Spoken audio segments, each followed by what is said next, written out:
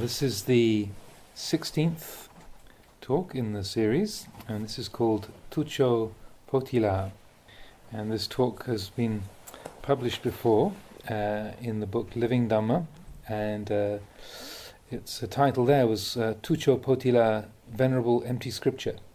And this was an informal talk given at Ajahn Chah's kuti to a group of lay people one evening in 1978. Again, this was published in Living Dhamma and was translated by Bruce Evans Puriso. Tuccho Pothila. There are two ways to support Buddhism. One is known as Amisa Puja, supporting through material offerings, the four requisites of food, clothing, shelter and medicine. There are material offerings that are given to the Sangha of monks and nuns, enabling them to live in reasonable comfort for the practice of Dhamma. This fosters the direct realization of the Buddha's teaching, in turn bringing continued prosperity to the Buddhist religion. Buddhism can be likened to a tree. A tree has roots, a trunk, branches, twigs and leaves. All the leaves and branches, including the trunk, depend on the roots to absorb nutriment from the soil. Just as the tree depends on the roots to sustain it, our actions and our speech are like branches and leaves, which depend on the mind, the root, absorbing nutriment, which it then sends out to the trunk, branches and leaves. These in turn bear fruit as our speech and actions. Whatever state the mind is in, skillful or unskillful, it expresses that quality outwardly through our actions and speech. Therefore, the support of Buddhism through the practical application of the teaching is the most important kind of support. For example, in the ceremony of determining the precepts on observance days, the teacher describes those unskillful actions which should be avoided.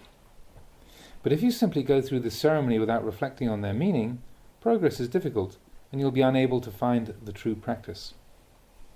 The real support of Buddhism must therefore be done through Patipatti Puja, the offering of practice, cultivating true restraint, concentration and wisdom. Then you'll know what Buddhism is all about. If you don't understand through practice, you still won't know, even if you learn the whole Tipitaka. In the time of the Buddha, there was a monk known as Tuccho Pothila. Tuccho Pothila was very learned, thoroughly versed in the scriptures and texts. He was so famous that he was revered by people everywhere, and had 18 monasteries under his care. When people heard the name Tuccho Pothila, they were awestruck, and nobody would dare question anything he taught. So much did they revere his command of the teachings. Tuccho Pothila was one of the Buddha's most learned disciples. One day he went to pay respects to the Buddha. As he was paying his respects, the Buddha said, "Ah, hello, Venerable Empty Scripture." Just like that. They conversed for a while until it was time to go, and then, as he was taking leave of the Buddha said, "Oh, leaving now, Venerable Empty Scripture?" That was all the Buddha said. On arriving, "Oh, hello, Venerable Empty Scripture." When it was time to go, "Ah, leaving now, Venerable Empty Scripture." The Buddha didn't expand on it. That was all the teaching he gave. Tuccho Pothila, the eminent teacher, was puzzled. Why did the Buddha say that? What did he mean? He thought and thought, turning over everything he'd learned, until eventually he realized, it's true. Venerable Empty Scripture. A monk who studies but doesn't practice. When he looked into his heart, he saw that really he was no different from lay people. Whatever they aspired to, he also aspired to. Whatever they enjoyed, he also enjoyed. There was no real samana, no contemplative who's abandoned the life of worldly goals. There was no real samana within him, no truly profound quality capable of firmly establishing him in the noble way and providing true peace. So he decided to practice. But there was nowhere for him to go to. All the teachers around were his own students. No one would dare accept him. Usually when people meet their teacher, they become timid and deferential, and so no one would dare become his teacher. Finally he went to see a certain young novice who was enlightened, and asked to practice under him. The novice said, "Yes, sure, you can practice with me, but only if you're sincere. If you're not sincere, then I won't accept you." Tuccho Pothila pledged himself as a student of the novice. The novice then told him to put on all his robes. Now, there happened to be a muddy bog nearby. When Tuccho Pothila had neatly put on all his robes, expensive ones they were too, the novice said, "Okay, now run down into this muddy bog. If I don't tell you to stop, don't stop. If I don't tell you to come out, don't come out. Okay, run."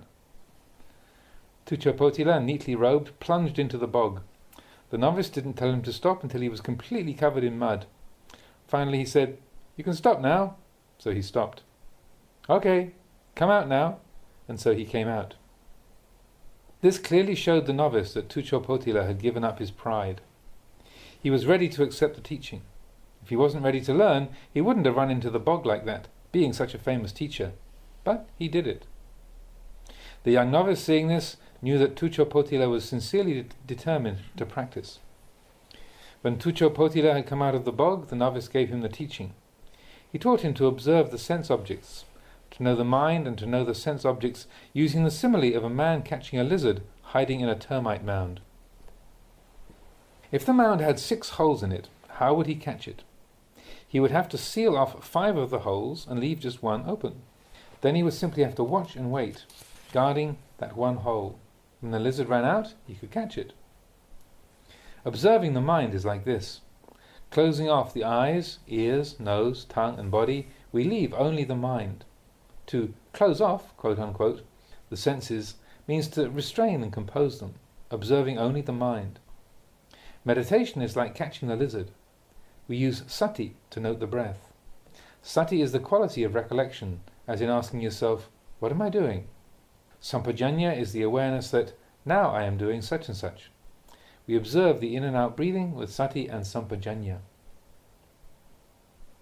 This quality of recollection is something that arises from practice. It's not something that can be learned from books. Know the feelings that arise. The mind may be fairly inactive for a while, and then a feeling arises.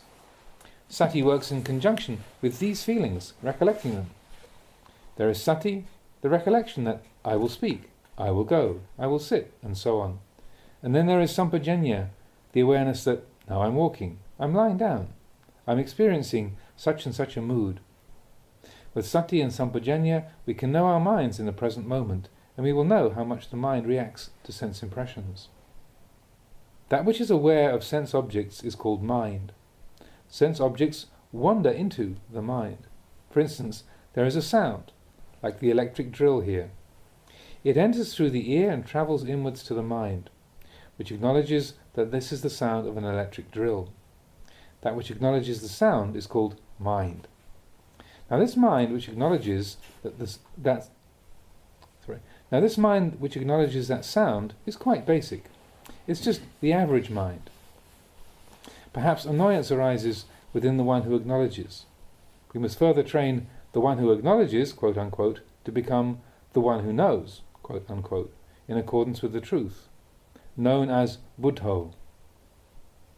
If we don't clearly know in accordance with the truth, then when we get annoyed at the sounds of people, cars, electric drills and so on, this is just the ordinary untrained mind acknowledging the sound with annoyance.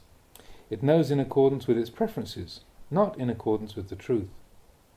We must further train it to know with vision and insight, jnana dasana, the power of the refined mind, so that it knows the sound as simply sound. If we don't cling to sound, there's no annoyance. The sound arises and we simply note it. This is called truly knowing the arising of sense objects. If we develop Buddho, clearly realizing the sound as sound, then it doesn't annoy us. It arises according to conditions. It's not a being, an individual, a self, an us or a them. It's just sound. The mind lets go. This knowing is called Buddho, the knowledge that is clear and penetrating. With this knowledge we can let the sound simply be sound. It doesn't disturb us unless we disturb it by thinking, I don't want to hear that sound, it's annoying. Suffering arises because of this thinking. Right here is the cause of suffering. That we don't know the truth of this matter, we haven't developed the Buddho. We're not yet clear, not yet awake, not yet aware. This is the raw, untrained mind. This mind is not yet truly useful to us.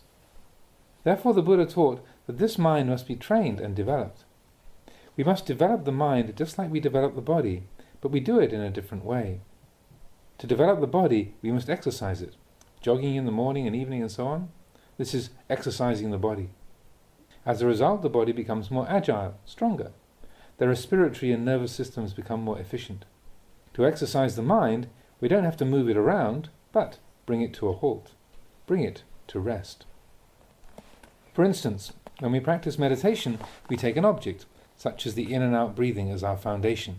This becomes the focus of our attention and reflection. We look at the breathing. To look at the breathing means to follow the breathing with awareness, noting its rhythm, its coming and going. We put awareness into the breath, following the natural in and out breathing and letting go of all else. As a result of staying on one object of awareness, our mind becomes refreshed. If we let the mind think of this, of that, or the other, there are many objects of awareness. The mind doesn't unify, it doesn't come to rest. To say the mind stops means that it feels as if it's stopped. It doesn't go running here and there. It's like having a sharp knife. If we use the knife to cut at things indiscriminately, such as stones, bricks and grass, our knife will quickly become blunt. We should use it for cutting only the things that it was meant for. Our mind is the same. If we let the mind wander after thoughts and feelings which have no value or use, the mind becomes tired and weak. If the mind has no energy, wisdom will not arise, because the mind without energy is the mind without samadhi. If the mind hasn't stopped, you can't clearly see the sense objects for what they are. The knowledge that the mind is the mind, sense objects are merely sense objects, is the root from which Buddhism has grown and developed. This is the heart of Buddhism. We must cultivate this mind, develop it, training it in calm and insight. We train the mind to have restraint and wisdom by letting the mind stop and allowing wisdom to arise, by knowing the mind as it is. You know, the way we human beings are, the way we do things, are just like little children. A child doesn't know anything. To an adult observing the behavior of a child, the way it plays and jumps around, its actions don't seem to have much purpose. If our mind is untrained, it's just like a child. We speak without awareness and act without wisdom. We may fall to ruin or cause untold harm and not even know it. A child is ignorant. It plays as children do. Our ignorant mind is the same. So we should train this mind. The Buddha taught us to train the mind, to teach the mind. Even if we support Buddhism with the four requisites, our support is still superficial. It reaches only the bark or the sapwood of the tree. The real support of Buddhism must be done through the practice, nowhere else, training our actions, speech and thoughts according to the teachings. This is much more fruitful. If we are straight and honest, possessed of restraint and wisdom, our practice will bring prosperity. There will be no cause for spite and hostility. This is how our religion teaches us.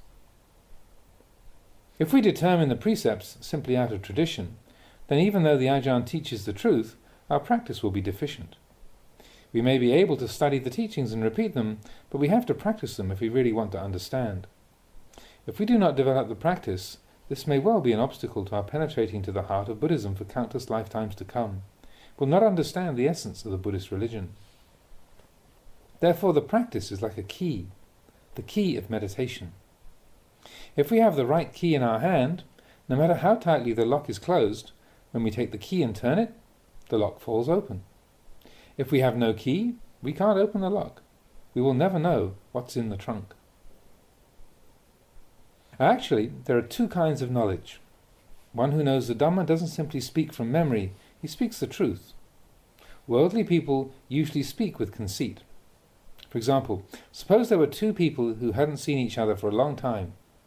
Maybe they'd gone to live in different provinces or countries for a while, and then one day they happened to meet on the train. "Oh, what a surprise! I was just thinking of looking you up." Perhaps it's not true. Really, they hadn't thought of each other at all, but they say it out of excitement, and so it becomes a lie. Yes, it's lying out of heedlessness. This is lying without knowing it. It's a subtle form of defilement, and it happens very often. So, with regard to the mind, Tuccho Pothila followed the instructions of the novice, breathing in, breathing out, mindfully aware of each breath until he saw the liar within him, the lying of his own mind. He saw the defilements as they came up, just like the lizard coming out of the termite mound. He saw them and perceived their true nature as soon as they arose. He noticed how 1 minute the mind would concoct one thing, the next moment something else. Thinking is a sankata dhamma, a conditioned thing, conventional reality, as contrasted with the unconditioned. It's a sankata dhamma, something which is created or concocted from supporting conditions. It is not asankata dhamma, the unconditioned. The well-trained mind, one with perfect awareness, does not concoct mental states. This kind of mind penetrates to the noble truths and transcends any need to depend on externals. To know the noble truths is to know the truth. The proliferating mind tries to avoid this truth, saying, "That's good," or "This is beautiful." But if there is buddho in the mind, it can no longer deceive us, because we know the mind as it is. The mind can no longer create deluded mental states, because there's the clear awareness that all mental states are unstable, imperfect, and a source of suffering to one who clings to them. For Tuccho Pothila, the one who knows, was constantly in his mind, wherever he went. He observed the various creations and proliferations of the mind with understanding. He saw how the mind lied in so many ways. He grasped the essence of the practice, seeing that this lying mind is the one to watch. This is the one which leads us into the extremes of happiness and suffering and causes us to endlessly spin around in the cycle of samsara. With its pleasure and pain, good and evil, all because of this lying mind. Tuccho Pothila realized the truth and grasped the essence of the practice, just like a man grasping the tail of a lizard. He saw the workings of the deluded mind. For us it's the same. Only this mind is important. That's why we need to train the mind. Now, if the mind is the mind, what are we going to train it with? By having continuous sati and sampajanya, we'll be able to know the mind. This one who knows is a step beyond the mind. It's that which knows the state of the mind. The mind is the mind. That which knows the mind as simply mind is the one who knows. It is above the mind. The one who knows is above the mind, and that is how it is able to look after the mind, to teach the mind to know what is right and what's wrong. In the end, everything comes back to this proliferating mind. If the mind is caught up in its proliferations, there is no awareness, and the practice is fruitless. So, we must train this mind to hear the Dhamma, to cultivate the buddho, the clear and radiant awareness, that which exists above and beyond the ordinary mind and knows all that goes on within it. This is why we meditate on the word buddho, so that we can know the mind beyond the mind. Just observe all the mind's movements, whether good or bad, until the one who knows realizes that the mind is simply mind, not a self or a person. This is called cittanupassana, contemplation of mind. This is one of the 4 foundations of mindfulness, and the third one of that group. Seeing in this way, we will understand that the mind is transient, imperfect and ownerless. The mind does not belong to us. We can summarize thus. The mind is that which acknowledges sense objects. Sense objects are sense objects as distinct from the mind. The one who knows both the mind and the sense objects for what they are. We must use sati to constantly cleanse the mind. Everybody has sati. Even a cat has it when it's going to catch a mouse. A dog has it when it barks at people. That is a form of sati, but it's not sati according to the Dhamma. Everybody has sati, but there are different levels of it, just as there are different levels of looking at things. For instance, when I say to contemplate the body, some people say, "What's there to contemplate in the body? Anybody can see it." Kesa, we can see already. Hair of the head, loma, hair of the body, we can see already. Hair, nails, teeth and skin, we can see already. So what? This is how people are. They can see the body all right, but their seeing is faulty. They don't see with the buddho, the one who knows, the awakened one. They only see the body in the ordinary way. They see it visually. Simply to see the body is not enough. If we only see the body, there is trouble. You must see the body within the body. Then things become clearer. Just seeing the body, you get fooled by it, charmed by its appearance. Not seeing transience, imperfection and ownerlessness, kama chanda, sense desire, arises. You become fascinated by forms, sounds, odours, flavours and feelings. Seeing in this way is to see with the mundane eye of the flesh, causing you to love and hate and discriminate into pleasant and unpleasant feeling. The Buddha taught that this is not enough. You must see with the mind's eye, see the body within the body. If you really look into the body, it's so repulsive. There are today's things and yesterday's things all mixed up there. You can't tell what's what. Seeing in this way is much clearer than to see with the carnal eye. Contemplate, see with the eye of the mind, with the wisdom eye. People understand this in different ways. Some people don't know what there is to contemplate in the 5 meditations of head hair, body hair, nails, teeth and skin. They say they can see all those things already, but they can only see them with the carnal eye, with this crazy eye, which only looks at things that it wants to look at. To see the body in the body, you have to look more clearly. This is the practice that can uproot the clinging to the 5 khandhas. To uproot attachment is to uproot suffering, because attachment to the 5 khandhas is the cause of suffering. If suffering arises, it is here. It's not that the 5 khandhas are in themselves suffering, but the clinging to them as being one's own, that's suffering. If you see the truth of these things clearly through meditation practice, then suffering becomes unwound, like a screw or a bolt. When the bolt is unwound, it withdraws. The mind unwinds in the same way, letting go, withdrawing from the obsession with good and evil, possessions, praise and status, happiness and suffering. If we don't know the truth of these things, it's like tightening the screw all the time. It gets tighter and tighter until it's crushing you and you suffer over everything. When you know how things are, then you unwind the screw. In Dhamma language we call this the arising of nibbita, disenchantment, world weariness. You become weary of things and lay down the fascination with them. If you unwind in this way, you will find peace. The cause of suffering is clinging to things, so we should get rid of the cause, cut off its root, and not allow it to cause suffering again. People have only one problem, the problem of clinging. Just because of this one thing, people will kill each other. All problems, be they individual, family or social, arise from this one root. Nobody wins. They kill each other, but in the end, no one gets anything. It's all pointless. I don't know why people keep on killing each other. Power, possessions, status, praise, happiness and suffering, these are the worldly dhammas. These worldly dhammas engulf worldly beings. Worldly beings are led around by the worldly dhammas, gain and loss, acclaim and slander, status and loss of status, happiness and suffering. These dhammas are troublemakers. If you don't reflect on their true nature, you will suffer. People even commit murder for the sake of wealth, status or power. Why? Because they take this too seriously. They get appointed to some position and it goes to their heads, like the man who became the headman of the village. After his appointment, he became power drunk. If any of his old friends came to see him, he'd say, "Don't come around so often. Things aren't the same anymore." The Buddha taught us to understand the nature of possessions, status, praise and happiness. Take these things as they come, but let them be. Don't let them go to your head.